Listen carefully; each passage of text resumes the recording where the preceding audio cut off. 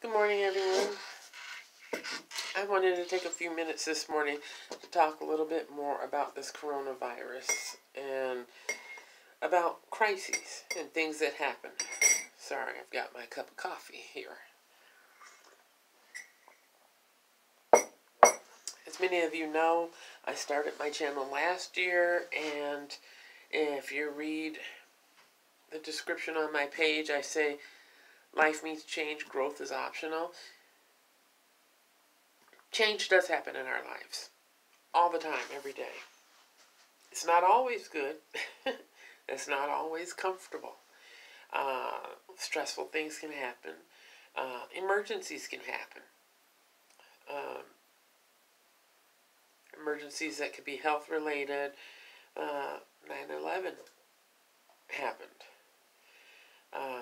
Hurricanes happen. Tornadoes happen. A variety of things happen.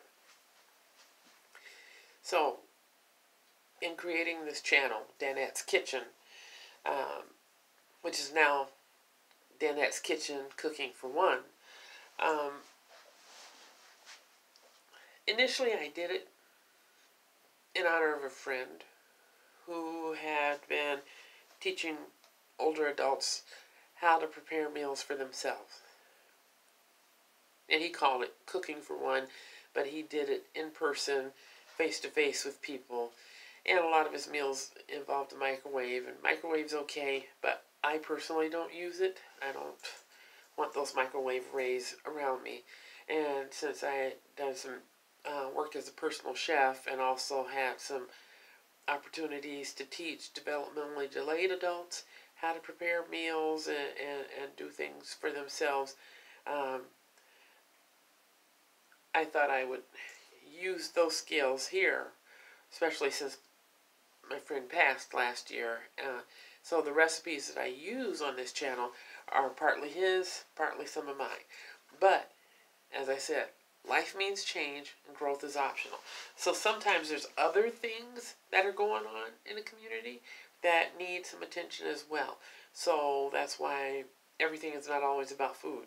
Even though I will tell you a lot of food news, especially if there's food recalls, because really, we should not be eating plastics, and some of the food that we have has plastics in it, or other harmful things or pathogens, so that's why I share that information, because to be well informed can help you become well equipped.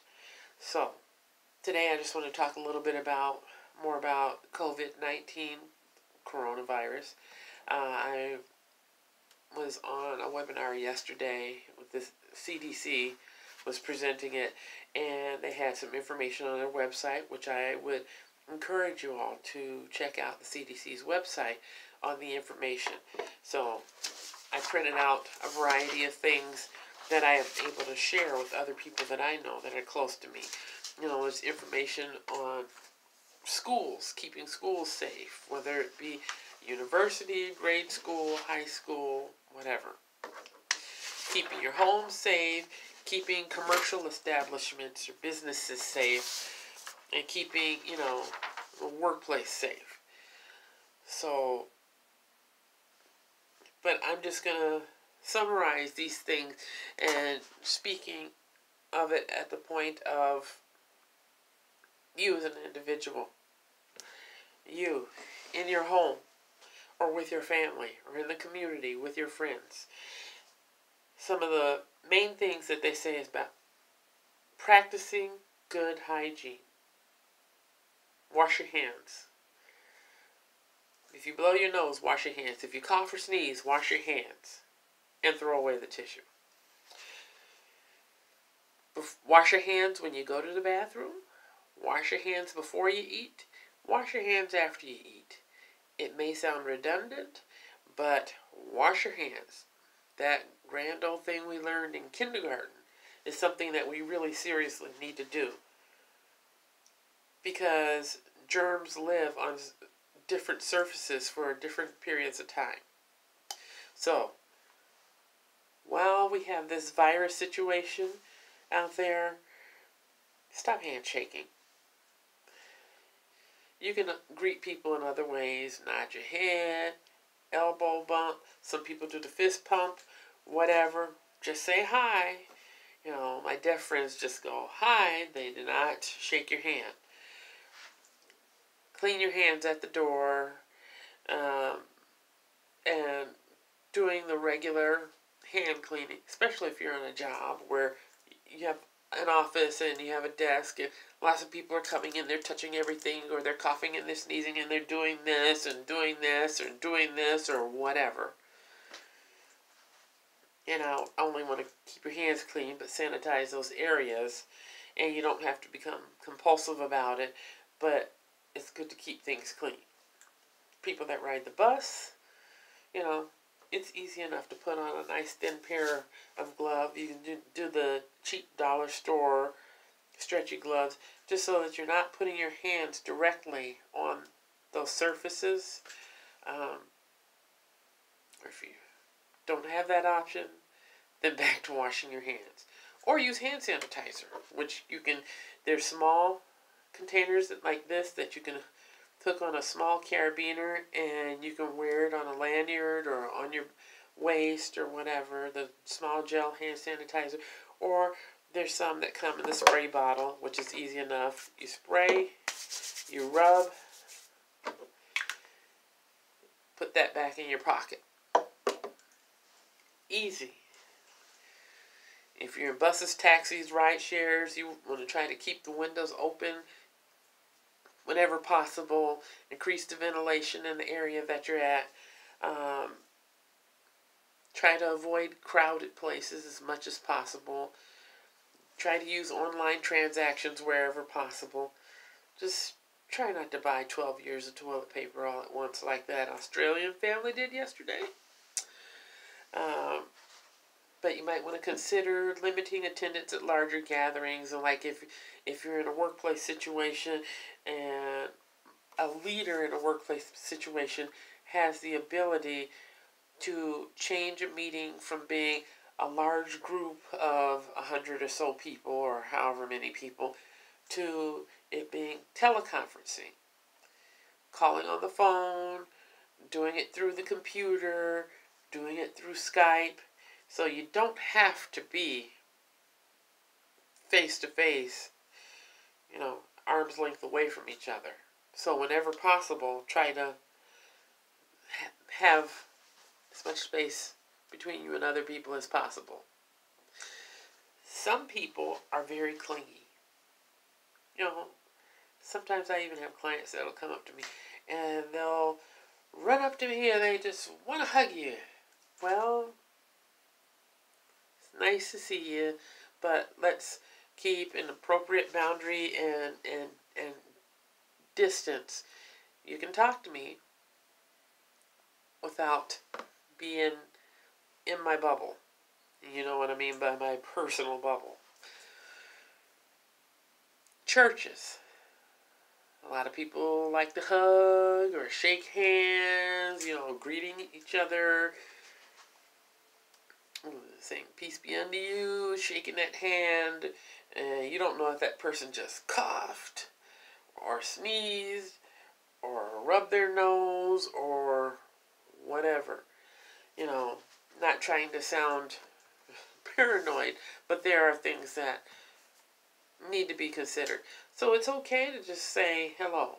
You know, oh, I see there's someone new in church. Hi, it's nice to meet you.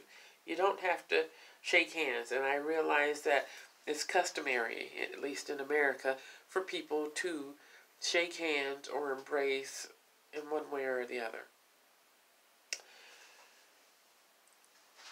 If you're at home or in school, make sure you're handling foods in a safe way. At schools, make sure, you know, you limit the sharing of food from one person to another, and make sure that good hygiene is being practiced by those that are food handlers, whether it's in school or in a food service industry.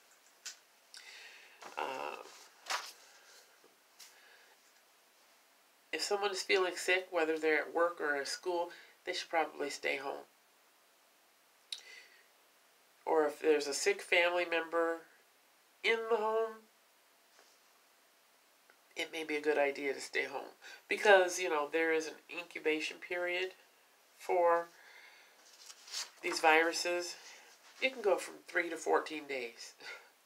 A lot can happen between 3 to 14 days. You can come in contact with a lot of people in that amount of time. So, if you're at home and you find out that family member is sick, try to give them their own room if possible. Give them their space. Keep the door closed. And limit the amount of time that you are around them. Go in, give them something to eat or whatever, and come back out. And try to limit it to one family member caring for that person. And if it's someone that's over 65 and with other underlying health conditions like diabetes, high blood pressure, other situations that make them more vulnerable if they were to get any particular virus or the flu or whatever, consider providing additional protections or contacting the doctor and knowing what to do next. Should they stay at home? Should they, go, seek medical care? Other than that, there's, the regular principal things that we should do every day. Like I say, the hand sanitizer. And I carry multiple forms of that. Drink plenty of water, because our bodies need water, and our bodies are made up mostly of water.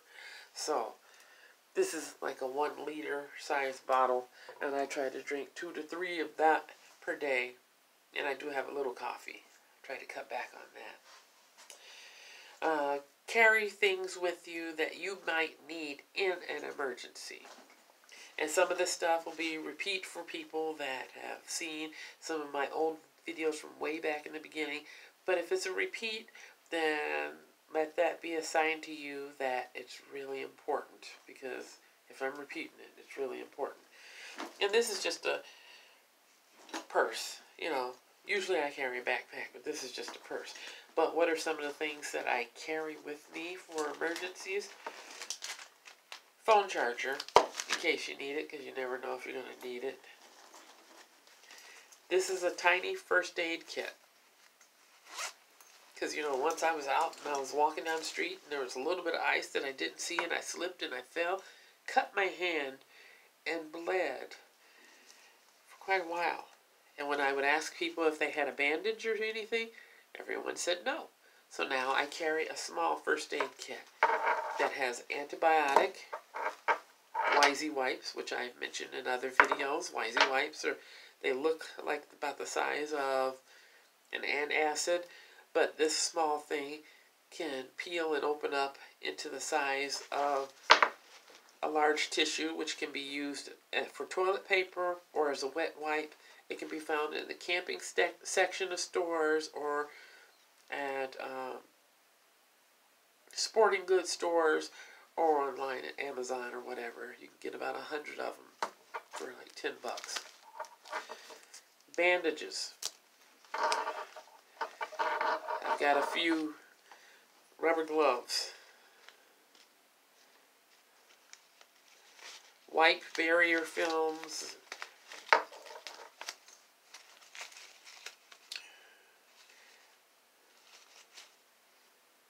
Some little bit of aspirin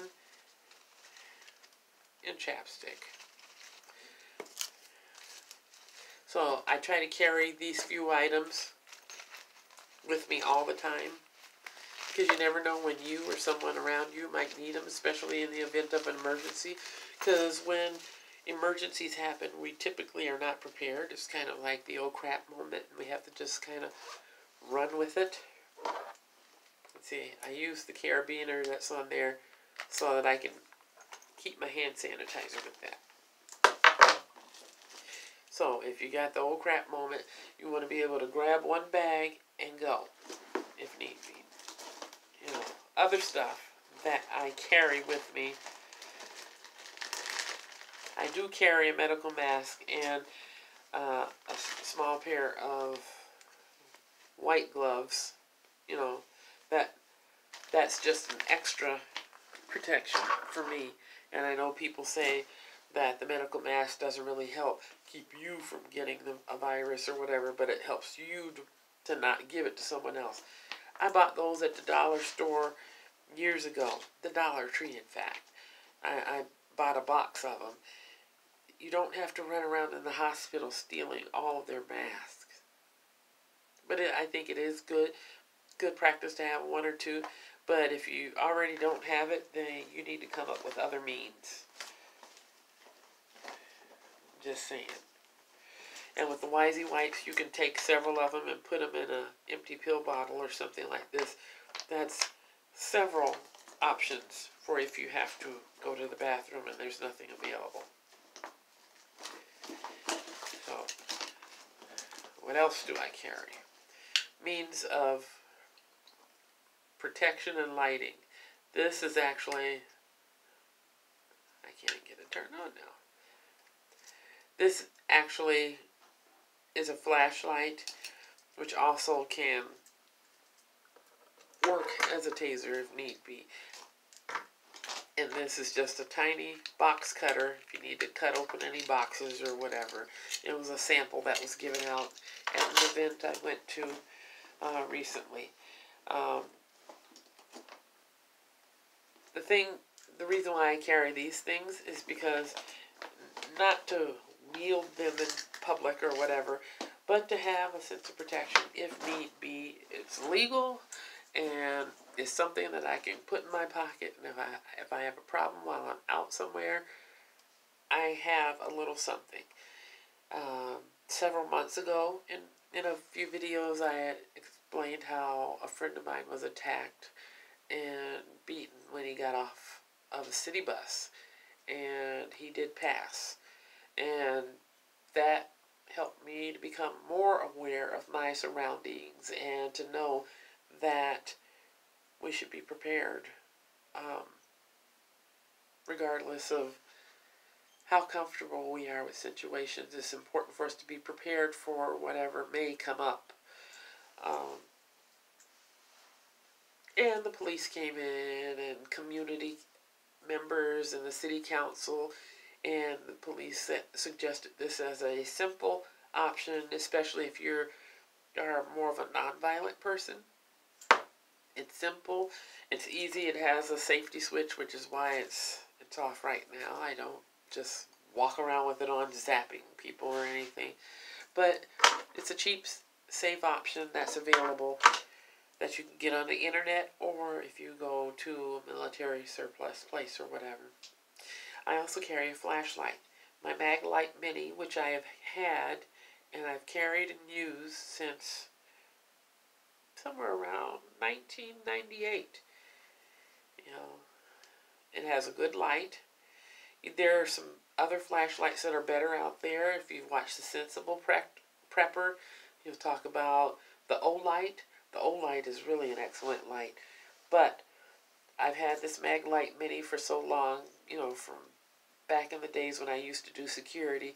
It's very small, compact, easy to carry in a purse or backpack or in your pocket or whatever. And if you're at home and the power goes out, you're going to need some light. If you're at work or wherever and the power goes out, you may need some light so you can see where you're going. So that's something that I carry because it's good to have those minimal things. Quick, easy, grab it and go. That's what you need to have and need to do. So thanks for taking some time with me this morning, and I just ask that you be aware. Be aware of your surroundings, what's going on around you, what's going on in the world. When the government says to prepare 3 weeks of food or 3 weeks of whatever, try to have 6. Because if the government is saying 3, then it's obviously something that we do need to focus on. Try to have 6 if possible. I worked for the government for 9 years, so I kind of know how that goes. So be aware, be prepared. And until next time, Be good to yourself and have a great day.